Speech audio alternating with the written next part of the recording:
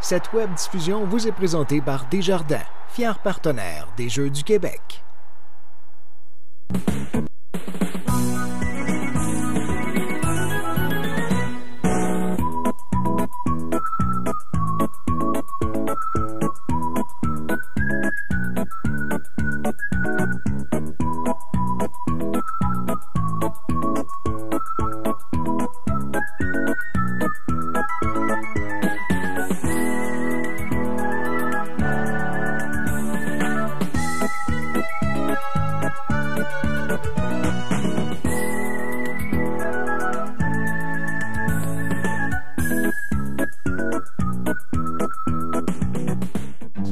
De sa soumission auto, on était là pour David, avec des prix compétitifs. On était là rapidement, même quand son auto n'était plus là. On était là avec la réclamation en ligne quand il a eu son accrochage. Mais quand David a eu la drôle d'idée d'utiliser sa voiture comme cabine d'essayage, on n'était pas là. Pour l'assurance, Desjardins est là quand ça compte. Demandez une soumission. En direct du Collège Saint-Bernard de Drummondville, vous écoutez la compétition d'escrime des 50e finales des Jeux du Québec Drummondville hiver 2015. Bon début de journée, encore une fois, Jean Allard en compagnie de Stéphane Hamel. Stéphane, on est maintenant rendu à l'épreuve de l'épée. Oui, alors on est rendu à l'épée masculine individuelle. Alors l'épée est l'arme, la première arme qui a été dans les compétitions d'escrime. C'est l'arme où est-ce qu'on a le droit de toucher partout. Aucune priorité d'attaque. Les deux adversaires se touchent un point chaque côté. Alors, vous allez voir, le jeu peut être différent. Il y a un peu plus, on utilise beaucoup plus le temps à l'épée.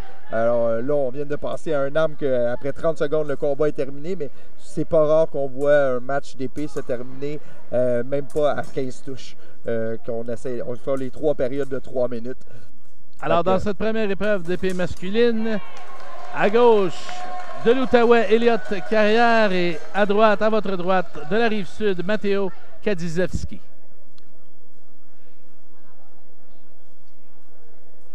C'est le contraire, par contre. Matteo est à droite. Oui, est à droite. Voilà. Pardon. Bien sûr. Ils sont difficiles à reconnaître avec leur masque. Alors, Matteo, qui est entraîné par Hélène Labarbe, et Elliott, entraîné par Olivier Titeka, que vous avez reçu la première fois cette semaine. On a eu la chance de parler à Olivier. C'est ça. Alors, Olivier est un entraîneur français qui vient de, ça fait peut-être 4-5 ans, qui a repris le club Les Masques de Fer à Gatineau. En Outaouais. En Outaouais, voilà. Alors là, on voit un match d'épée où est-ce que les deux ont décidé d'être offensifs. Puis, ça sera peut-être moins long qu'on pense. Ah. Malheureusement, l'attaque de Matteo n'a pas fonctionné parce qu'il n'a pas allongé correctement le bras. Et il faut dire que le temps d'exécution entre les deux, pour qu'il y ait 2 touches, pour que les 2 lampes s'allument, c'est des millièmes de seconde. Ah. Alors, ce qui est arrivé, la parade et la riposte de Elliott. La première riposte n'a pas touché, mais on a le droit de faire n'importe quel nombre de ripostes en autant que notre adversaire est en avant de nous. Alors, mais quand notre adversaire nous dépasse, on a le droit qu'à une seule, et ce qui est arrivé, parade et la riposte après dépassement, une seule, et elle touche. S'il avait fait la première touche pas et la deuxième, la touche n'aurait pas été bonne, mais vu qu'il a touché sur la première, la touche a été accordée.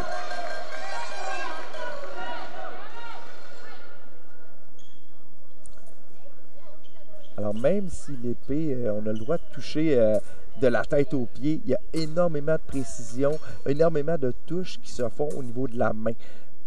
Parce que, bon, on veut toucher en premier, on ne veut pas avoir une touche double. Alors, on va où est-ce qu'on est le plus proche. Ouais.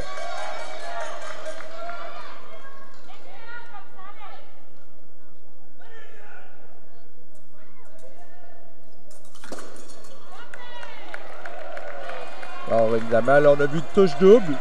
Alors, 1 point accordé à chaque athlète.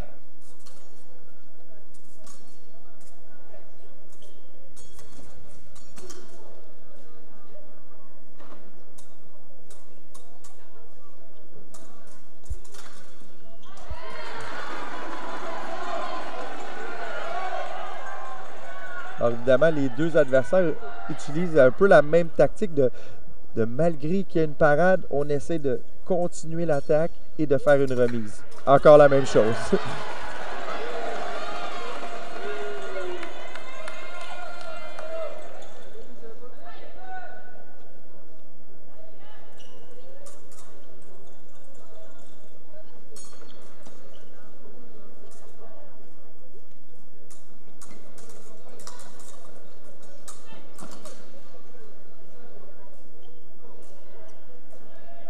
Et on peut voir ici ce qui est intéressant, comme on a dit tantôt, la profondeur de la rive sud. Alors, au fleuret, il était présent et à l'épée aussi, ils sont encore présents dans les finales.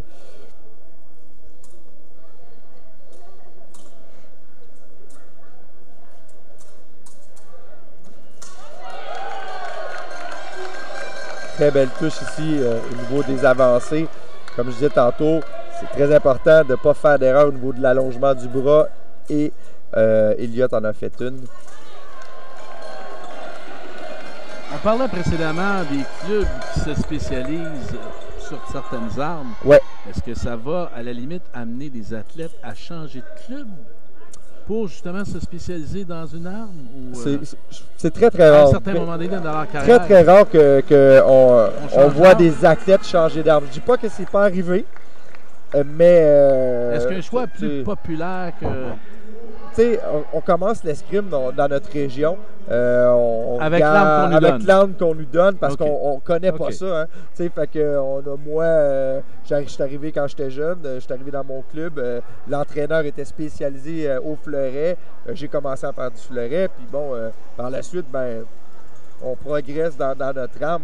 Puis on se pose même plus de questions. Okay. C'est très rare qu'on a vu des athlètes changer d'une arme à l'autre. On a eu Sandra Sassine, qui est deux fois olympienne, que tout ce début de sa carrière, elle a été fleurettiste. Mais raison parce qu'il n'y avait pas de sabre féminin dans le temps. Fait que Sandra a fait toute sa carrière jeune jusqu'à 16-17 ans au fleuret. Et hop, elle a changé quand le sabre est devenu sabre féminin. Elle a fait la transition et puis on s'est rendu aux Olympiques. 2 fois aux Olympiques. Mais c'est une parmi quelque peu. Là. Alors, deuxième période de ce match. 19 le pointage.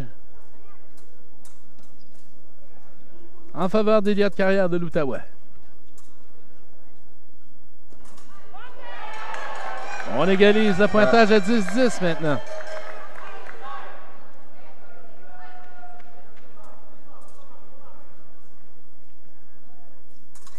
Alors, Elliott qui a décidé de laisser attaquer son adversaire, de jouer défensif. Et ça lui porte fruit. Les deux dernières touches ont été mis en défensive.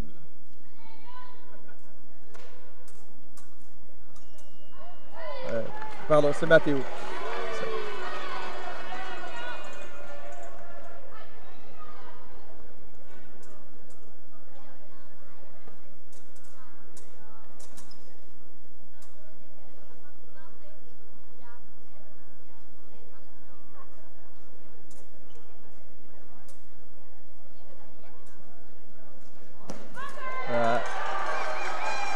Une attaque très très large exécutée par Mathéo et malheureusement Elliott n'a pas été en mesure de faire la contre-attaque là-dessus parce qu'il n'était pas stable au niveau des jambes. On a vu qu'il a levé sur les jambes et il a créé un déséquilibre, ce qui fait que évidemment c'est un peu plus dur quand on n'est pas bien assis sur les jambes de placer la pointe au bon endroit. Est-ce que techniquement j'aperçois des différences au niveau du masque, ouais. Au niveau des armes? Non, c'est un masque. C'est un masque. Le masque ne change pas. C'est au niveau du style, au niveau du confort, surtout.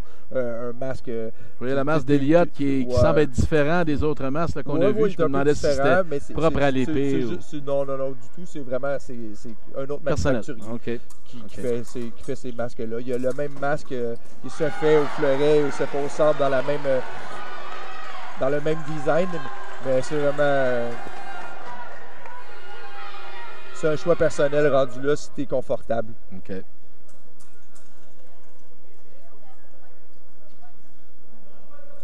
Et rendu à ce niveau, est-ce que les jeunes doivent acheter l'équipement ou elle est fournie par le club? Non, à ce niveau-là, les jeunes ont leur propre matériel. Peut-être que le club passe un arme de surplus parce que bon, t'en as juste 2 puis tu vas en avoir 3 pour la compétition. Mais sinon, à cet âge-là et au niveau, quand tu commences à faire de la compétition, tu achètes ton propre matériel. C'est sûr que... Et si on parle justement des coûts de cet équipement, est-ce que... Chaque arme est différent parce que comme vous avez vu tantôt, au niveau de l'épée, ici à l'épée, il n'y a aucun matériel électrique au niveau de la veste. Alors c'est que l'équipement blanc. Mais par contre, l'épée coûte plus cher. Okay. Tandis qu'au sabre, l'équipement électrique coûte plus cher parce que le masque est électrique, la veste est électrique, mais l'arme coûte moins cher. Fait que, au bout de la ligne, chaque arme peut s'équivaloir. Des jeunes de ce niveau-là, c'est peut-être un 450-500 $ l'équipement d'escrime pour faire de la compétition. Quand même assez abordable. C'est quand même assez abordable. On garde cet équipement. Puis si tu compares aussi à n'importe quel autre sport comme au hockey ou au ski ou quoi que ce soit, c'est pas l'escrime en tant que tel n'est pas un sport très dispendieux. C'est pas plus cher que d'autres sports, mais ce qui commence à coûter cher par la suite, c'est quand on passe du niveau national au niveau international, parce qu'on a beaucoup de voyagements à l'extérieur du pays. C'est ce qui coûte le plus cher quand on passe du niveau national à l'international. Mais l'escrime en tant que tel n'est pas plus cher que les autres sports. Là. Même que des fois, c'est beaucoup plus abordable parce qu'on passe l'équipement. Tu sais, au hockey, un jeune qui veut commencer à jouer au hockey, il va arriver puis t'as pas le choix, t'as ton équipement. Tandis que moi, tu arrives à l'escrime, dans mon club d'escrime, dans n'importe quel club d'escrime du Québec, ta première session, en initiation, on va te prêter l'équipement. Oh, alors, un match très serré. La prochaine touche va déterminer le gagnant. Évidemment, par contre, si c'est une touche double, on remet les athlètes en milieu de piste. Donc, on termine à 15. On termine à 15. On termine à 15. Okay. Et il n'y a pas 2 points de différence ou quoi que ce soit, mais il faut que ce soit une touche simple, évidemment. Juste une lumière.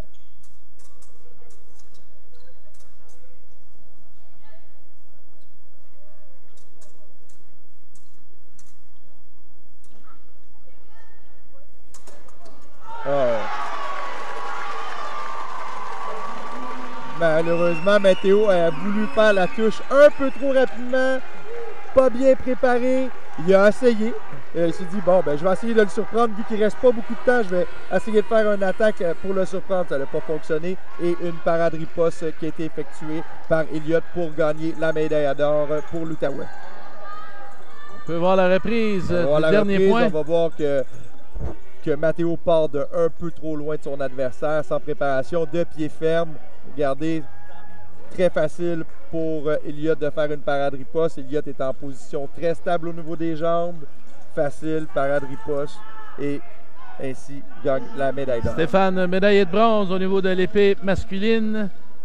La médaille de bronze au niveau de l'épée masculine, Mathieu Cyr de Bourassa ainsi que Daniel Zang du Lac-Saint-Louis. On va poursuivre dans quelques instants avec la finale de l'épée masculine en équipe, alors que la capitale nationale sera opposée à l'Outaouais. Alors, on reverra également Elliott Carrière dans cette finale. Oui. Alors, pour l'instant, on va recevoir un invité qui est Benjamin Magnano, qui est notre entraîneur provincial au Québec.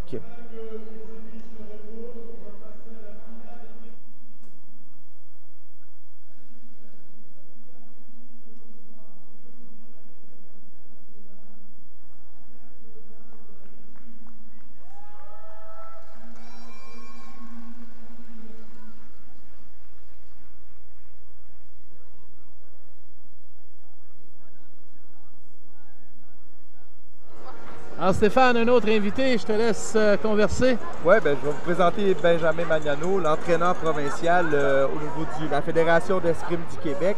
Je vais lui demander de parler de nos nouvelles installations. On est choyé maintenant au Québec, à Montréal, au stade. On a des nouvelles installations pour les entraînements de haute performance. Je vais demander à Benjamin de nous expliquer un peu ce qui se passe maintenant sur nos installations à l'Institut national du sport. Oui, mais c'est exact. Bonjour à tous. Tout d'abord, depuis septembre, l'escrime est rentré en tant que sport affilié à l'Institut national du sport du Québec.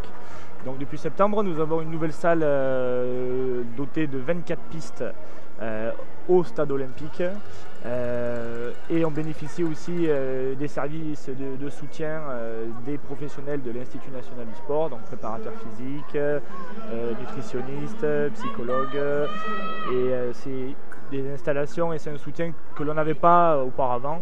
Donc depuis septembre, nous sommes en train d'évoluer dans notre structure et dans notre fonctionnement pour se servir et utiliser au mieux ces installations pour développer des athlètes qui seront dans quelques années, mais sûrement les athlètes qu'on voit ici aujourd'hui. Voilà.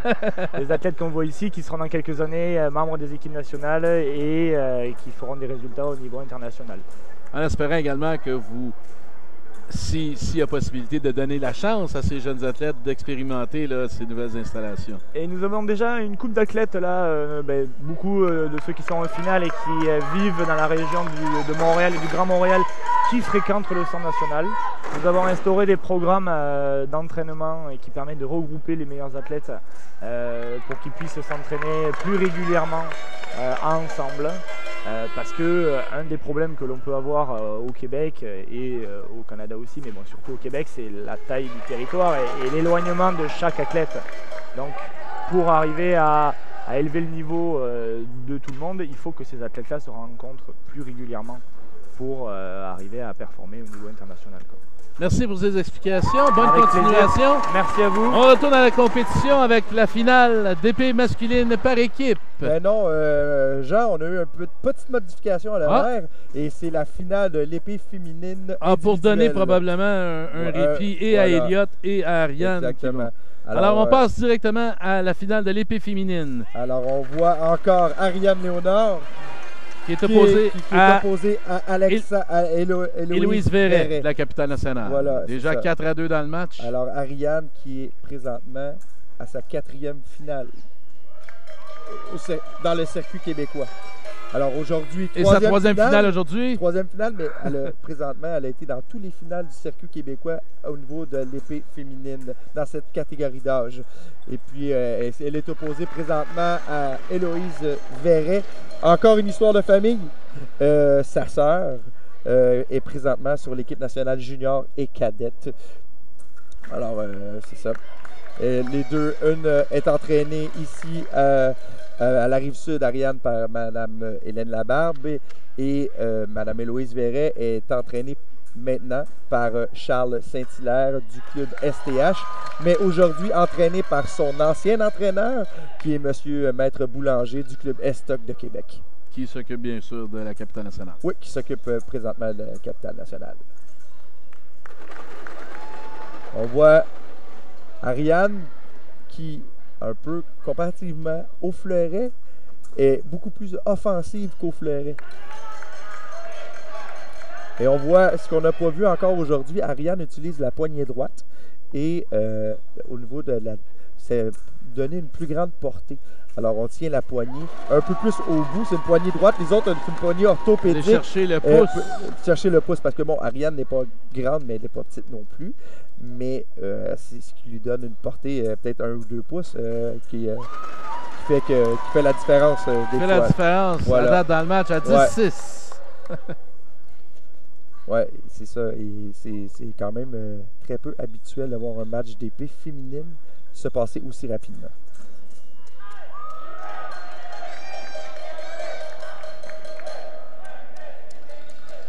Ariane qui est très agressive. Qui a hâte de se mettre une 3e médaille dans le cou. Mais elle aura assurément une médaille. Il reste à déterminer la couleur. La couleur, ça c'est sûr, c'est sûr. Mais elle est sur une lancée de... Je crois pas que ça lui tente de changer de couleur aujourd'hui. Non, non, définitivement pas. Ouais.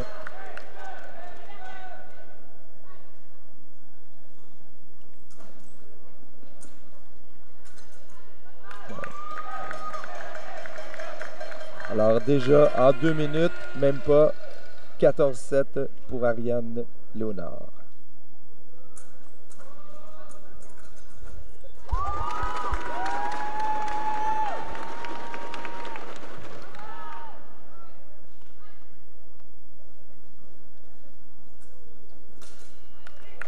Et 15e victoire. point. Médaille d'or pour Ariane Léonard de la Rive-Sud. Médaille d'argent pour Héloïse Verret, la capitale nationale. Un match expéditif, Stéphane. Oui, très expéditif en 2 minutes. Comme je dis, c'est pas quelque chose d'habituel à l'épée d'avoir un match aussi rapide.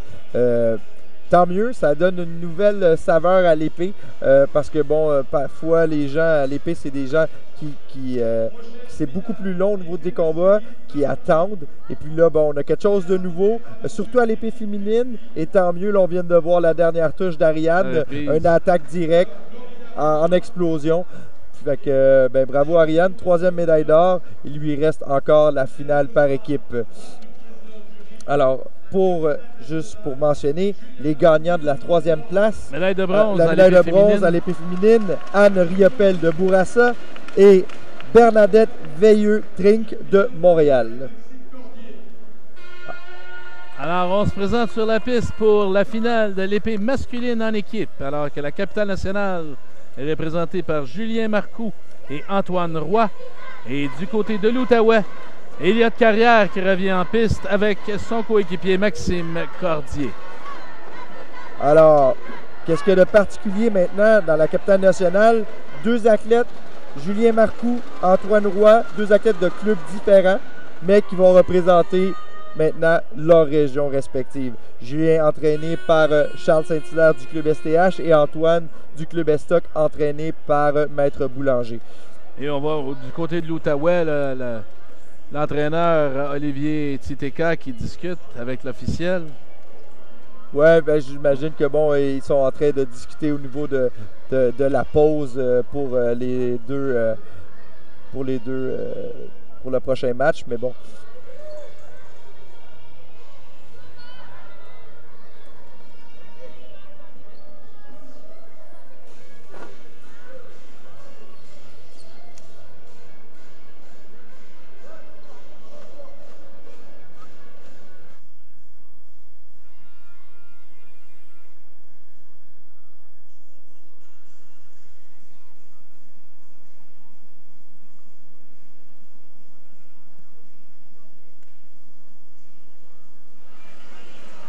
Alors, mesdames et messieurs, on va faire une courte pause avant de revenir avec cette finale de l'épée masculine par équipe dans quelques instants. De toute façon, on peut...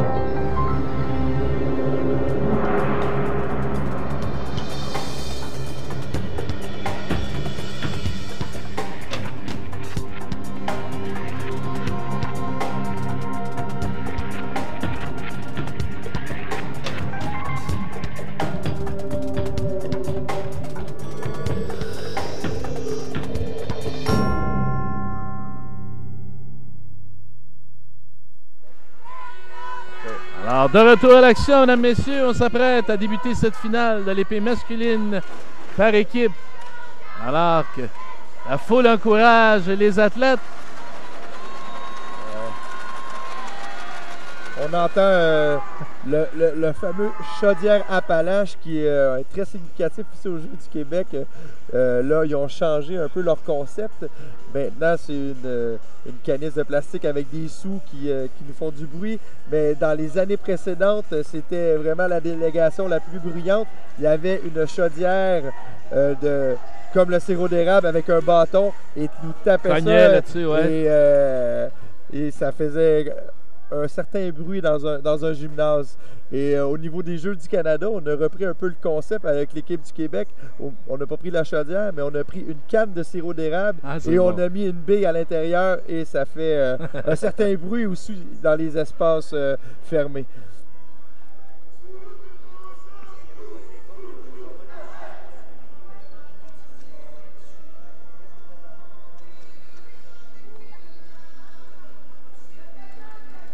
Alors, petit problème technique au niveau des équipes, je crois. Là, on est prêt.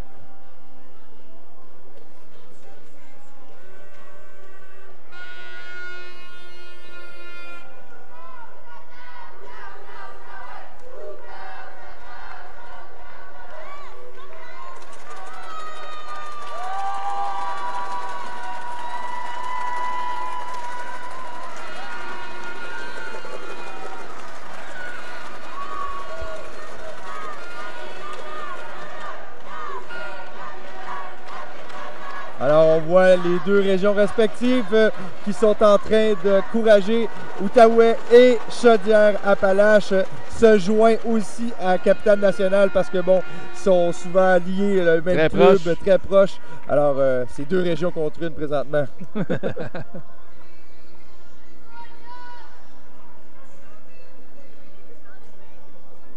On tente de déterminer dans combien de temps on débutera cette finale.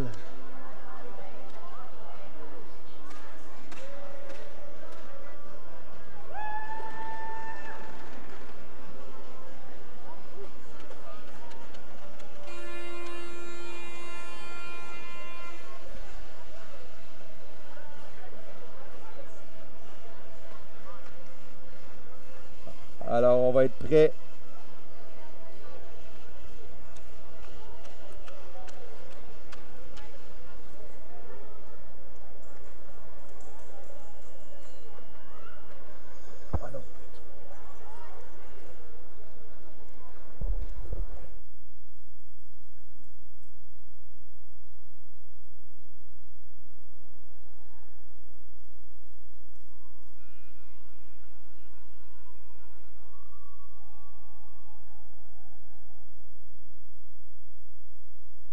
Alors, début du match, Antoine Roy de la Capitale Nationale qui fait face à Elliott Carrière de l'Outaouais pour débuter ce premier relais.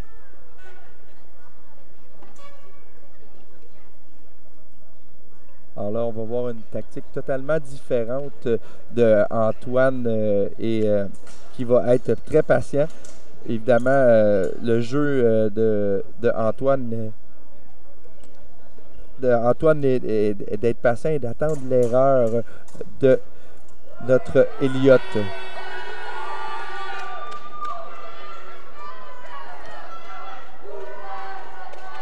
Car évidemment, connaissant l'entraîneur de Antoine, qui est beaucoup plus un entraîneur qui demande à ses athlètes d'être défensifs et d'attendre l'erreur de l'adversaire. Profiter des erreurs. Et c'est ce qu'Antoine est en train d'essayer de faire présentement.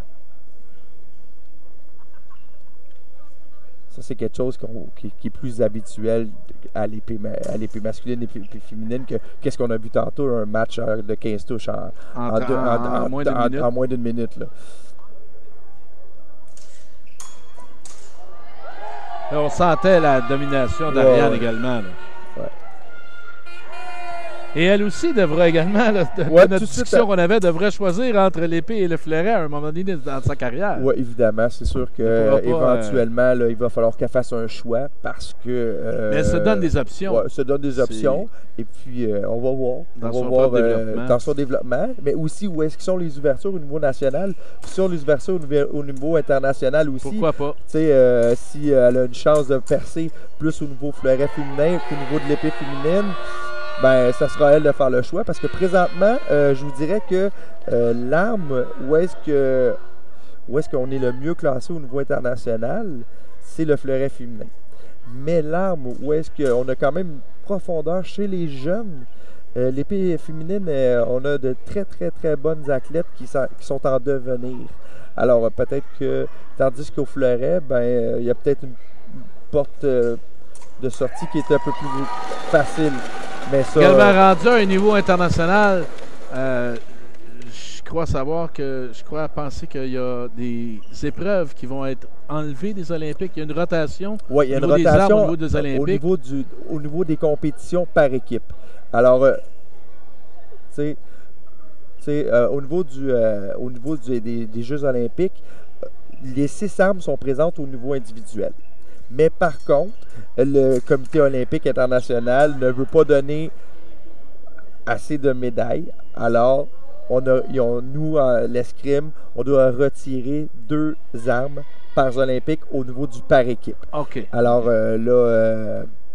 en 2012, les armes qui n'étaient pas présentes, j'ai un petit blanc de mémoire là-dessus, mais ça enlève quand même des opportunités à certains athlètes. C'est ça. Quand le sport par équipe n'est pas là, ça enlève des places. En 2016, les 2 armes qui ne seront pas présentes, c'est le sabre masculin et le fleuret féminin. Mais seulement en équipe. Seulement en équipe, ce qui est un peu malheureux. Mais ça enlève quand même des places disponibles pour des athlètes. Ouais. Si tu ne te qualifies pas à l'individuel c'est ça. Et que ton arme n'est pas par équipe, ben, tu ne participes pas aux Olympiques. Et quand on parle d'un cycle de 4 ans, ben, si tu ne participes pas à ce cycle-là, est-ce que je vais être encore au top dans 4 ans? C'est un peu... c'est un choix de la discipline, c'est un choix de la Fédération internationale. Malheureusement, c'est pas ce tirage-là, on n'est pas vraiment au courant, là...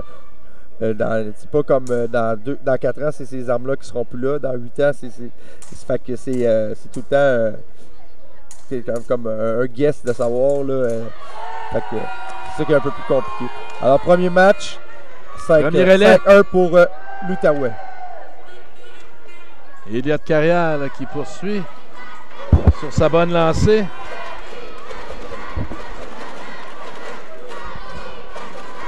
Donc, on aura maintenant Maxime Cordier. Et contre Maxime Cordier de l'Outaouais et Julien Marcoux, la capitale nationale à droite. Voilà. Alors, vous allez voir, ça va être ces 2 styles totalement différents au niveau de capitale nationale. On a vu Antoine être en défensive. Julien est peut-être un peu plus offensif. Vu aussi, évidemment, les coachs qui ne sont pas pareils, qui ont pas qui ne développent pas pareil les entraîneurs, parce qu'à l'épée, bon, on a des entraîneurs qui préfèrent la défensive, on a des entraîneurs qui préfèrent la contre-offensive, des entraîneurs qui travaillent sur l'attaque. Fait que là, il y a beaucoup de choses.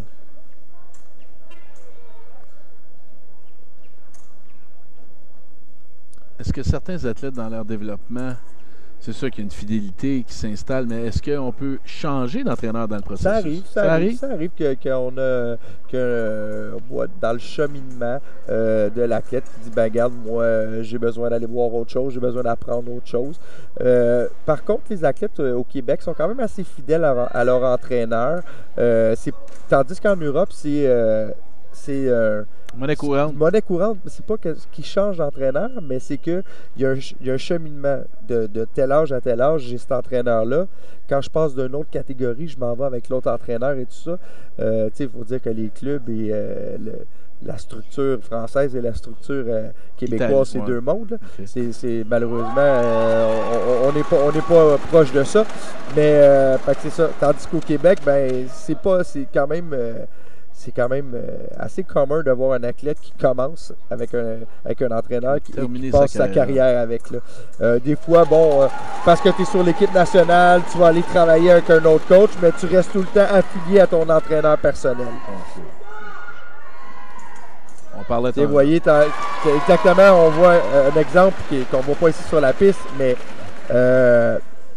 l'entraîneur pour Capitale Nationale, qui est Maître Guy Boulanger, a entraîné toute sa vie l'entraîneur de Julien. Okay. Alors, Julien, qui est entraîné par Charles Saint-Hilaire, qui a été un des meilleurs athlètes qu'on a eu au Canada, même au niveau international, il a fait quelques bons résultats aussi. Mais bon, c'est Maître Boulanger qui a entraîné toute la carrière de Charles. Et maintenant, Charles a développé son club d'escrime dans la région de Québec aussi.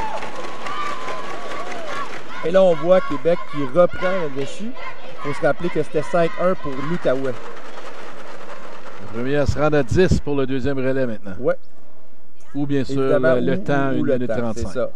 Très belle touche à la cuisse ici. 6 points consécutifs. Ouais. Très, très bonne touche. Pro contrôle de la distance, travaille au bon moment les actions. Et, sur une lancée. Et là, Maxime, malheureusement, devrait ralentir le rythme. Mais bon, continue à se précipiter. Et là, vous voyez, c'est ça. Maxime a décidé d'aller en défensive.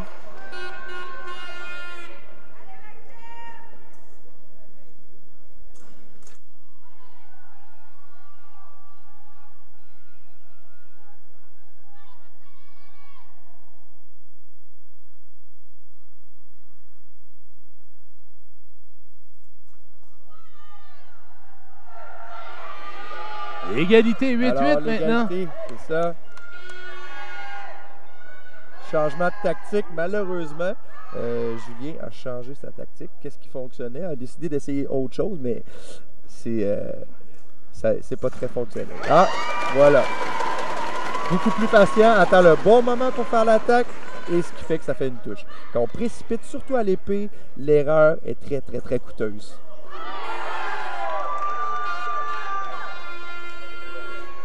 Malheureusement, l'attaque de Julien manque de précision et Maxime en profite pour faire la touche.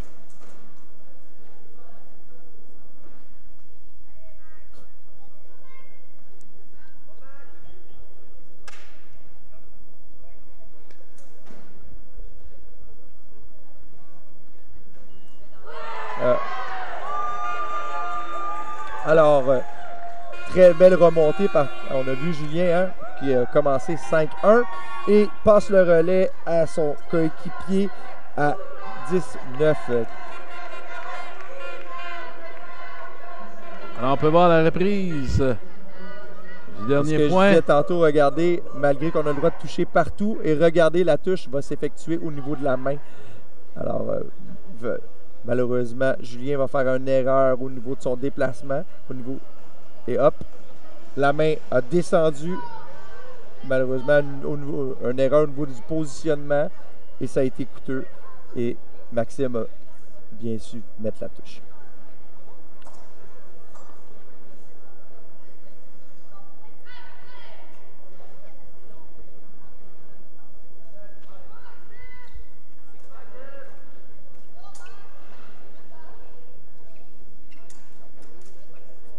Alors, prochain match, c'est Maxime de l'Outaouais contre Antoine Roy. Antoine Roy.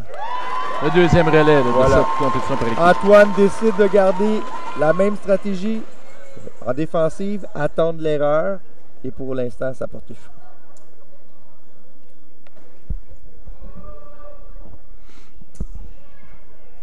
L'épée, c'est l'arme qui a le plus de monde au niveau international. Dans des compétitions internationales, dans les Coupes du monde, c'est peu rare qu'on voit en inscription, il y a 240, 250 escrimeurs au premier tour, et que c'est l'arme où est-ce que vraiment, comparativement à 250 athlètes au niveau international qui font une compétition en Coupe du monde au niveau de l'épée masculine. Si on compare au niveau du sabre masculin, on est rendu à des grosses compétitions internationales, 140, 160, et c'est un peu 100, 120 au niveau du fleuret. Alors, l'épée a toujours été l'arme où est-ce qu'il y avait le plus populaire, où est-ce qu'il y a beaucoup plus de pays qui travaillent. Il y a des pays même qui ne font que de l'épée. Est-ce qu'il y a une raison particulière? Peux-tu identifier une raison particulière sur ce choix-là? Ou... c'est la plus vieille arme? Exactement. La plus vieille arme. Parlant, c'est la plus vieille arme. Et on se servait également du fleuret pour étudier le au fleuret, départ. à la base, si on retourne dans le temps. Donc on ne faisait pas de compétition. Le fleuret a été utilisé comme arme de pratique pour les duels. Alors, pour étudier vraiment. Pour étudier, pour s'entraîner, parce qu'on s'entend qu'avant, les duels, si tu perds, t'en fais plus de duels. alors évidemment, avant qu'ils inventent le fleuret de pratique, ils s'entraînaient les gens à faire des duels, mais avec leur épée de combat, et il y avait des accidents, et des fois les accidents, c'était pas juste un accident, c'était fini. Fait qu'ils ont dit, il faudrait peut-être inventer quelque chose pour pas qu'on se tue avant le duel. Fait qu'ils ont... c'est ça. Alors, inquiétez-vous pas maintenant, c'est plus de même, là, je veux pas alarmer les gens. L'escrime a quand même évolué beaucoup, là. Il n'y a pas de danger. On parlait avec Maître Dominique Sassard aussi samedi du bambou. Bambou au départ qui a été asiatique qui a été utilisé. C'est ça. C'est pour ça que culturellement, il y a beaucoup plus d'épéistes dans le monde entier. Et comme je disais, en plus, tous les pays scandinaves se spécialisent qu'à l'épée. Ils font pas d'autres armes. Et les entraîneurs, il y a eu plus d'entraîneurs qui font de l'épée aussi, uniquement que de l'épée. Alors, c'est pour ça qu'il y a beaucoup plus de monde qui font de l'épée. Tandis qu'avant, il y avait la deuxième arme, c'était le fleuret, mais le sabre commence à surpasser le fleuret présentement.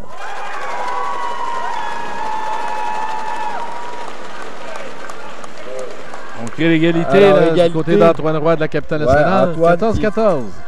Ah. Alors, on va avoir un dernier relais qui va être chaudement disputé entre Julien et Elliott. Une seule touche de différence. On va voir la tactique des deux. Est-ce que... On va voir. On peut aller en reprise voir le 15e point là, qui a mené à ce On va relais. voir la parade et la riposte. Voilà. Excellent. Bien bloqué. Tandis que il y a un élément qu'on fait à l'épée qu'on ne fait pas au fleuret. Quand on fait la parade, on garde la lame de l'adversaire pour pas que l'adversaire soit capable de venir nous toucher. On fait une pression pour garder la lame, pour dévier la lame de l'adversaire à l'extérieur de la cible. Pourquoi? Parce qu'évidemment, pour ne pas recevoir la touche double. Tandis qu'au fleuret, ça n'a pas vraiment d'impact. C'est le premier. On fait une parade, j'ai pas besoin de garder la lame. Même si l'autre me touche, je vais avoir le point pareil parce que j'ai gagné ma priorité d'action. Tandis qu'à l'épée, il n'y a pas ça. Fait que c'est pour ça qu'il est très important que quand on fait une parade, de garder la lame pour ne pas se faire toucher en même temps. Dernier relais, Elliott Carrière face à Julien Marcoux. L'Outaouais qui mène 15-14. Première équipe à se rendre à 20 ou au bout de ces 3 minutes de la troisième période.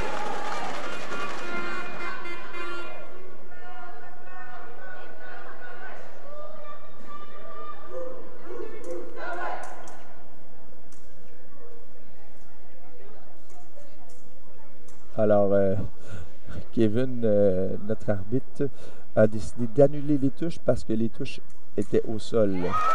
Très belle touche ici de Julien.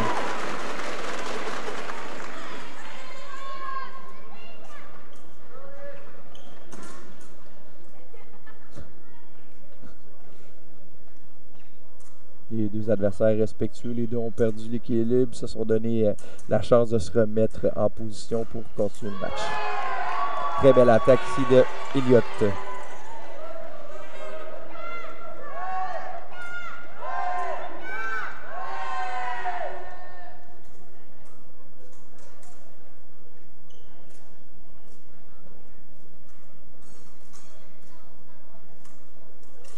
Ah, très belle touche ici.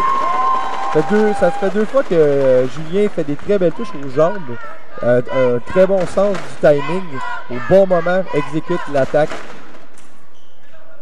Il faut dire que Julien, dans son club, a la chance d'avoir deux membres de l'équipe nationale qui s'entraînent avec lui, de l'équipe nationale senior. Une inspiration. Oui, c'est ça. C'est sûr que quand tu as des modèles dans ton club qui sont là pour te traîner et te faire évoluer plus rapidement, c'est une chance inouïe qu'on a dans un club. On s'améliore en étant en contact avec les meilleurs. Oui, c'est ça.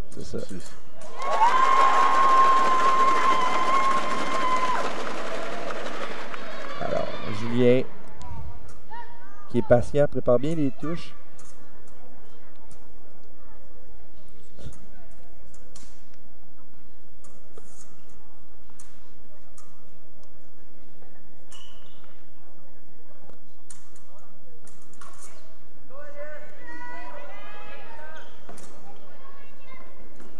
Très bien. Alors, la touche double. Alors, on voit les deux qui prennent pas de chance. Touche double, 18-18.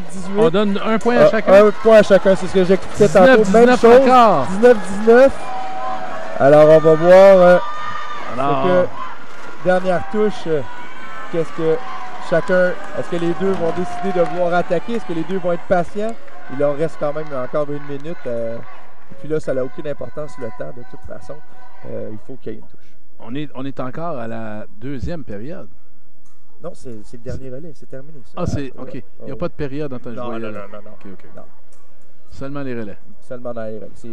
C'est 3 minutes le match ou, évidemment, à la fin des points. Mais là, si, mettons, il n'y a pas de touche, il y a une minute supplémentaire. Et puis, avant de... On va voir. Il y a Les deux mêmes athlètes qui demeurent là pour une minute supplémentaire? Voilà. OK. Si à la fin de la minute, il y a une minute supplémentaire, on va... Une autre minute? L'arbitre doit terminer, il détermine, il y a un tirage au sort que l'athlète qui a une priorité. Alors, si l'athlète qui a la priorité n'a pas eu de touche, ben, c'est l'athlète qui a la priorité gagne. Alors peut-être que les deux athlètes se dirigent vers ça là, présentement. Et oui, c'est ça qui va arriver. Exactement. Alors On là, donne une minute une minute supplémentaire. Et là, vous allez voir, il y a un tirage au sort qui va être effectué avec la machine. Et si, on ne sait pas qui va gagner présentement. Là. Alors là, vous voyez le PPP, hop, priorité pour Capitale Nationale. Alors si après cette minute-là, aucune touche est effectuée, le gagnant sera Capitale Nationale. Alors évidemment, Elliott n'a pas intérêt il y a une minute. Ça paraît très court, là, une minute, mais on a le temps en masse de faire beaucoup de touches. On a vu tantôt avec Ariane qui nous a fait 15 touches en 2 minutes. Là. La prolongation a débuté. Ouais. Mais Julien garde la même tactique que durant son match, en étant patient, en attendant. Alors Julien garde la même tactique, attend l'ouverture pour faire l'attaque dans la préparation. Malheureusement, ça n'a pas fonctionné quand son adversaire savait qu'il allait faire ça. Alors, il a provoqué l'attaque dans la préparation pour faire la parade riposte, ce qu'on appelle un contretemps. Très, très belle tactique de Elliott pour gagner une autre médaille. La médaille d'or à l'Outaouais. Et la médaille d'argent à la Capitale Nationale représentait l'Outaouais, Elliott Carrière et Maxime Cordier. Et pour la médaille d'argent de la Capitale Nationale, Julien Marcoux et Antoine Roy. Et puis, les gagnants de la médaille de bronze, oui, Stéphane. De la médaille de bronze, c'était Rive-Sud avec Matteo Kadzewski et Olivier Granger-Hott. Alors, dans quelques instants, on vous revient avec cette dernière finale de la compétition d'escrime. L'épée féminine par équipe, alors que l'Estrie sera opposée à la Rive-Sud. Alors, ça sera la quête d'Ariane vers une quatrième médaille d'or. Donc pour l'Estrie, sera en piste Justine Boudreau et Anne-Sophie Lapointe. Et du côté de la Rive-Sud, comme tu viens de le mentionner, Ariane Léonard et sa coéquipière Neve Djavalikian-Couture.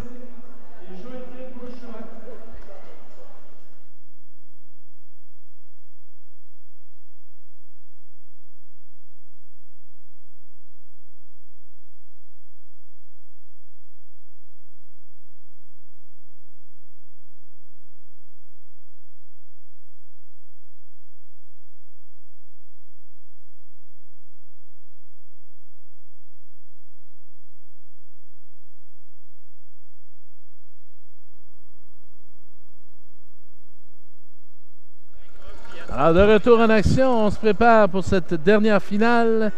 L'épée féminine, épreuve par équipe. Alors, vous allez voir l'Estrie. Les deux filles de l'Estrie qui sont du club STH. Le même club que ceux-là de Québec, mais c'est une filière en Estrie qui travaille avec deux autres entraîneurs, qui est Daniel Coulombe et Carl Bourget. Alors, l'entraîneur présent aujourd'hui pour l'Estrie est Carl Bourget. Et le conseiller de ce club-là étant Charles Saint-Hilaire, qui travaille avec des camps d'entraînement, il travaille avec les filles de Sherbrooke. Fait que c'est vraiment une très, très belle pépinière présentement à Sherbrooke à l'épée féminine. Ils sont rentrés dans une école secondaire et le programme escrime, développer un programme escrime, programme sport-études. Et puis, depuis que le club a ouvert, ça ne fait que progresser. Est-ce que c'est le seul programme sport-études au Québec ou combien? Non, il y a d'autres programmes sport-études. Sont rattachés au scolaire. Sont rattachés au scolaire. Présentement, il y en a un sur l'île de Montréal. C'est Thierry Bourbonnais qui s'en occupe. Et il y en a un aussi qui vient de se développer aussi sur la Rive-Sud. Et c'est Hélène Labarbe qui s'en occupe. Fait que, évidemment, c'est un avenue fort intéressant, les sports-études. Mais bon, il faut avoir l'infrastructure, il faut avoir un entraîneur qui s'en occupe. Tout ça. Moi, je m'occupe un peu de quelques athlètes aussi dans le programme sport-études à Laval, mais c'est pas des athlètes qui sont dans mon club ou quoi que ce soit, mais je travaille aussi avec certains athlètes qui sont dans le programme sport-études. Et quelle est l'école au niveau de Laval qui offre? C'est l'école Georges Vanier. On a beaucoup de programmes sport-études Ben, à Georges Vanier en malheureusement, on baseball. n'en a pas tant que ça. Il y en avait un aussi à Québec. Non, mais je parle à Georges Vanier, il y a beaucoup de Ouais, sport-études ouais, de ouais. différents sports. Alors, Oui, Georges Vanier, parce que faut savoir que chaque région a une école sport-études identifiée. Et à Laval, c'est Georges Vanier. Sur la Rive-Sud, il y a la polyvalente de Mortagne, qui est une très grosse école au niveau du sport-études. Fait que ça se développe. On essaie de développer le projet, quelque chose qui est plus facile pour tous et chacun, hein, pour chaque l'élève finit l'école, paf, je m'en vais tout de suite m'entraîner, j'ai pas besoin d'après le soir, papa, maman, viens me reconduire, je m'en vais à l'escrime 4-5 fois semaine. Mais bon, c'est pas comme ça présentement au niveau de l'escrime, c'est beaucoup plus des gens, papa, maman, qui viennent reconduire les enfants dans les clubs 4-5 fois semaine pour les entraînements. on vérifie les armes. Mais d'abord, quand on vérifie comme ça, qui vient de se présenter, c'est que les athlètes touchent à la coquille pour s'assurer que la coquille, elle est. Pour pas que quand on touche, ça l'allume. À l'intérieur, on a un petit fil qui s'appelle. Puis si on touche, admettons, à la coquille, puis ça allume, ça veut dire qu'évidemment, notre épée est défectueuse, on doit la changer. OK.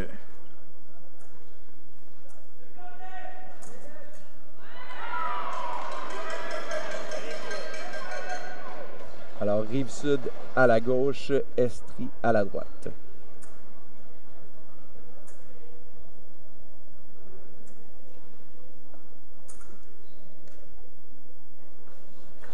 Alors, pour la Rive-Sud, c'est Neve. Et on va regarder, je crois que pour l'Estrie, c'est Justine Boudreau.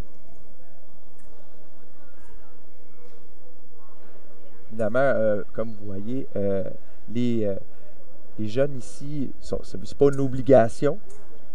C'est pas une obligation, mais au niveau international, au niveau national, maintenant c'en est une, d'avoir notre nom décrit dans le dos et avec évidemment notre pays. Ben, puis on a vu certains athlètes qui avaient les lettres CAN pour Canada c'est ça, derrière c'est ça. leur. Ben, de toute façon, quand on fait imprimer notre nom avec. On met automatiquement Canada. OK, là, c'est pas parce qu'ils sont rendus au niveau national. Non. OK. Je croyais que non, c'est ça, c'est pas. c'était quand même un athlète de relève identifié national. C'est mais ça, qui est non, ici. c'est OK, évidemment, c'est par choix de précaution de toute façon pour le futur. Pour plus tard. C'est sûr, parce que bon, au niveau, quand on va faire des compétitions au niveau nord-américain, ben, puis ça arrive quand même assez rapidement dans le cheminement des athlètes. OK. On a quand même un circuit avec les Américains. L'Est des États-Unis, oui. Non, ben, Partout. partout aux États-Unis, même qu'il y a des compétitions aux États-Unis qui sont sélectives pour notre équipe nationale, junior et cadette. Parce que les Américains, quand même, depuis 10-15 ans, là, ont énormément évolué. Même au sabre, ils sont dans les meilleurs au monde, surtout au sabre féminin. On a une Marielle Zagounis qui est 2 fois championne olympique. Puis il y a énormément d'entraîneurs qui sont allés vers les États-Unis, beaucoup de Russes qui ont émigré aux États-Unis, commencent à travailler en escrime. Fait que le niveau des entraîneurs est excellent. Là. Alors, il faut rappeler que Neve, qui est à gauche de la Rive-Sud, n'est même pas de catégorie moins de 15 ans, c'est une moins de 13 ans. Wow.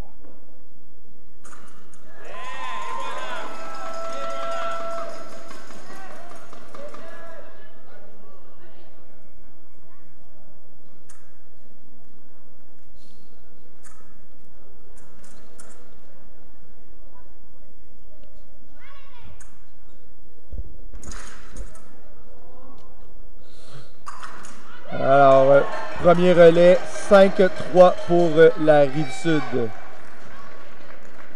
Donc, pour la Rive-Sud, ça mènera sur la piste Ariane Léonard en quête de sa 4e médaille. 4e médaille d'or, bien sûr. Elle aura une médaille. Ouais. Et du côté de l'Estrie, c'est Anne-Sophie Lapointe. On va aller voir la reprise. Là.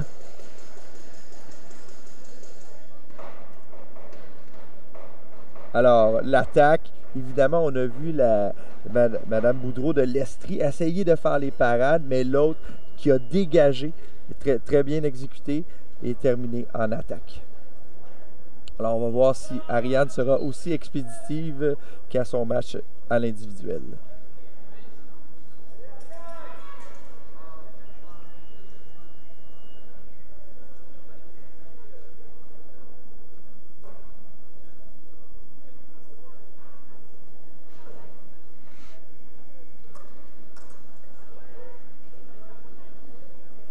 Alors, si Ariane gagne une 4e médaille d'or, je crois qu'elle va avoir une très belle option de porteur de drapeau pour la cérémonie de clôture pour la Rive-Sud.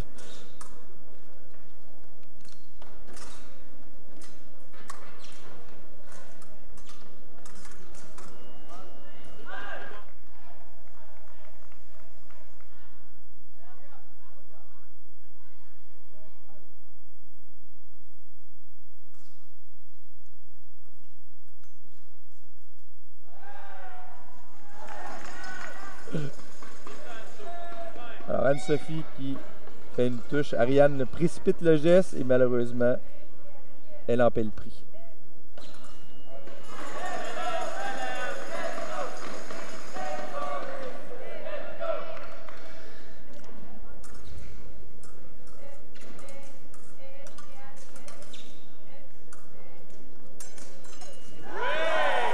On voit Ariane est un peu moins dynamique. C'est un peu comprenable après 4 matchs dans la journée.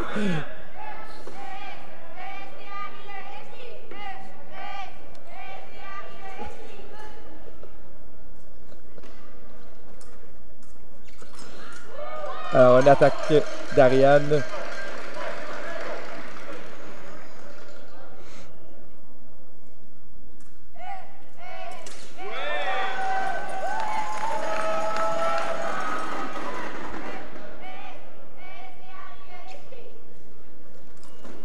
Oh! Touche simultanée. Ouais, touche simultanée. On a vu le doigté quand même de Anne-Sophie qui a visé vraiment que la main et a été en mesure. Malheureusement, ça n'a pas fonctionné sur la dernière touche. Elle a essayé la même tactique, mais ça n'a pas fonctionné. Mais quand même, très, très bonne remontée de Anne-Sophie. Elle avait pris le relais avec 3 touches d'écart. Donc, on fait le relais maintenant. C'est Anne-Sophie qui demeure. Anne-Sophie demeure pour l'Estrie. Sera opposée à Neve Djevalikian Couture. On peut aller à la reprise. Le 10e point. Attaque directe. On voit malheureusement la touche double. Anne-Sophie a essayé de faire la touche double, manque la cible et Ariane en profite et fait une touche simple.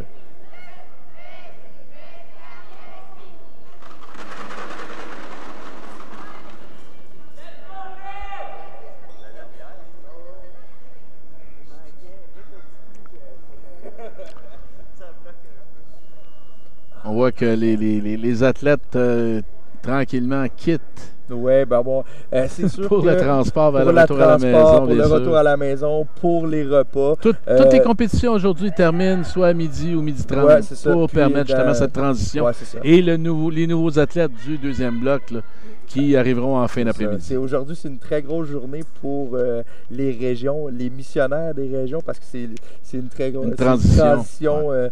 Le changement de bloc, le nettoyage de l'hébergement, changer les pancartes à l'hébergement.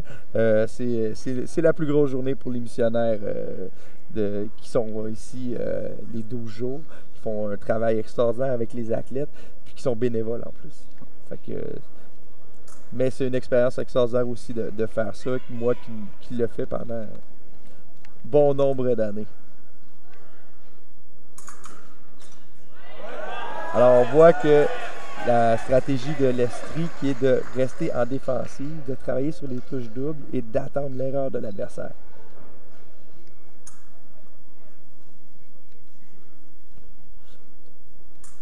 Évidemment, comme je disais tantôt, la stratégie est selon l'entraîneur, comment que chaque entraîneur est différent. Là, présentement, peut-être que Anne-Sophie le sent moins d'attaquer. Alors, elle dit, moi, je vais rester en défensive. Je vais essayer de garder le score assez serré. Fait que, évidemment, parce qu'on sait qu'après le relais, ça va être Justine. Ça va être Justine contre Ariane. Et évidemment, Pour terminer le match. Il ne faut pas laisser une trop grande écart à Ariane. Non.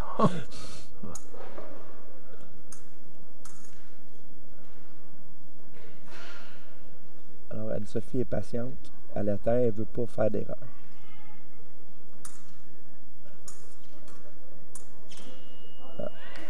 Alors, elle travaille sur la touche double. Malheureusement, elle a essayé de faire une attaque à la main. La première, elle a essayé de toucher à la main. Elle n'a pas fonctionné. Heureusement pour elle, elle était assez rapide pour faire la touche double.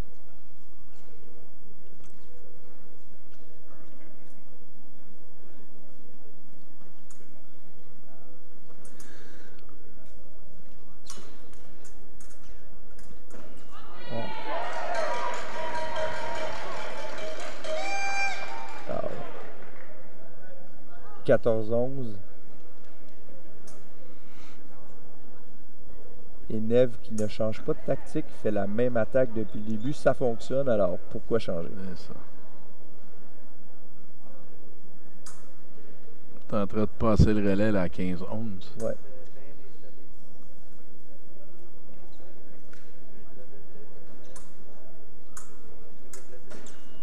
Et voilà. Touche simple ici.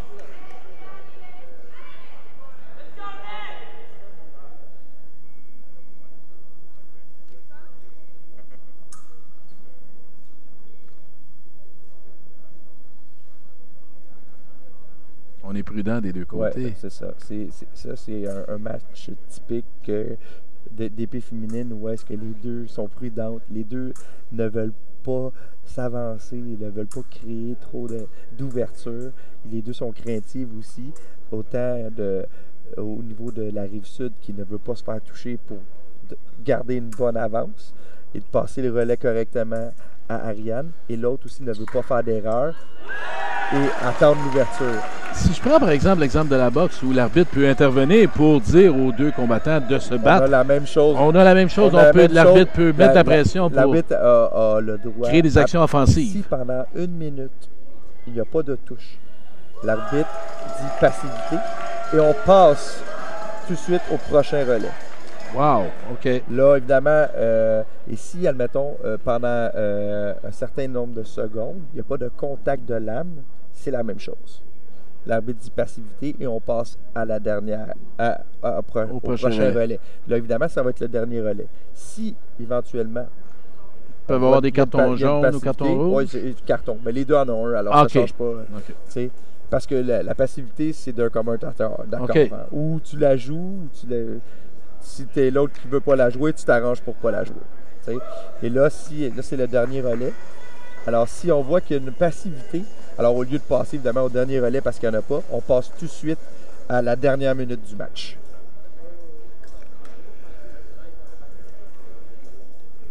Alors, ce dernier relais opposera bien sûr Ariane Léonard de la Rive-Sud et Justine Boudreau de l'Estrie.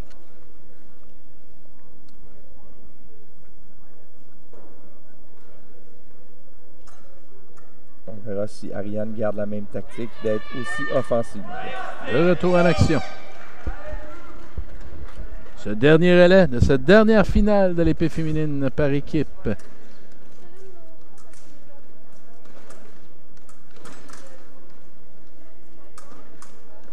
Même chose. Ariane provoque, pousse l'adversaire, attend que l'adversaire fasse l'erreur.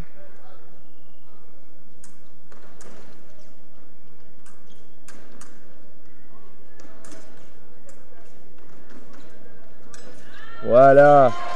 Très belle touche ici d'Ariane. Elle a fait une feinte de faire une attaque pour faire allonger Justine. Et hop, petite touche à la main.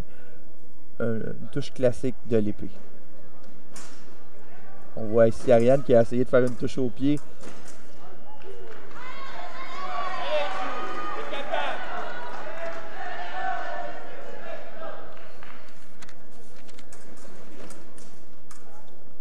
Le fait qu'on touche l'intérieur, c'est parce qu'en même temps, on va tenter de dégager l'arme de l'opposant et de toucher à l'intérieur. Exactement. C'est ça. J'apprends vite, j'apprends vite. Ben oui. Après 3 heures, tu es rendu un connaisseur de l'escrime. Il reste qu'à te mettre un arme dans les mains. Ouais. Et un masque. Ouais. C'est pas vraiment nécessaire.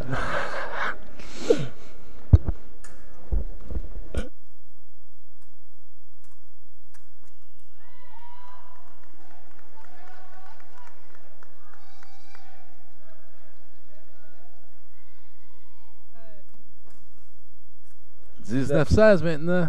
Alors, à une touche, Ariane 4 est en train médailles d'or. Et voilà. Terminé le match. 4e médaille d'or pour Ariane Léonard. Qui termine les Jeux du Québec avec 4 médailles d'or. 2 individuels et 2 par équipe. Très, très beau parcours. Victoire de la Rive-Sud. Ariane Léonard et Neve Djevalikian-Couture. Et médaille d'argent pour l'Esprit. Justine Boudreau et Anne-Sophie Lapointe. Stéphane, qui a remporté la médaille de bronze? Alors, la médaille de bronze à l'épée féminine a été remportée par Montréal avec Anastasia Smirnova et Bernadette Veilleutrine.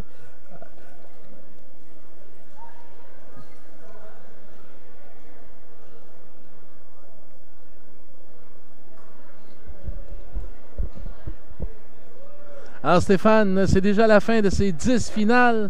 Un résumé de ce qu'on a vu des athlètes qui se sont mis en évidence et les faits saillants. Alors évidemment, on a pu voir la domination de la Rive-Sud qui était présent dans 7 finales sur 10. Domination d'Ariane, la superstar de la 50e finale des Jeux du Québec. Et puis, au niveau masculin? Au niveau masculin, pour moi, voyez-vous, je pense qu'il n'y a personne qu'on peut dire qui a ressorti. Chaque gagnant est présent. On a quand même, je crois qu'on a notre personne de l'Outaouais qui est quand même gagné. Elliott. Qui est la personne qui ressort d'ici avec 2 médailles au niveau masculin. Alors, bravo à nos athlètes. Puis, en espérant que ce cheminement-là, ça commence aujourd'hui aux Jeux du Québec, que ça leur donne le goût de progresser vers le niveau national et des voir sur la scène internationale dans quelques années. Alors, merci Stéphane pour tes commentaires très pertinents. En espérant, mesdames, messieurs, que vous ayez aimé ce reportage. En direct du Collège Saint-Bernard de Drummondville, vous avez écouté la compétition d'escrime de la 50e finale des Jeux du Québec Drummondville hiver 2015. Jean-Laurent en compagnie de Stéphane Hamel. Bonne fin de jeu, mesdames, messieurs. Merci.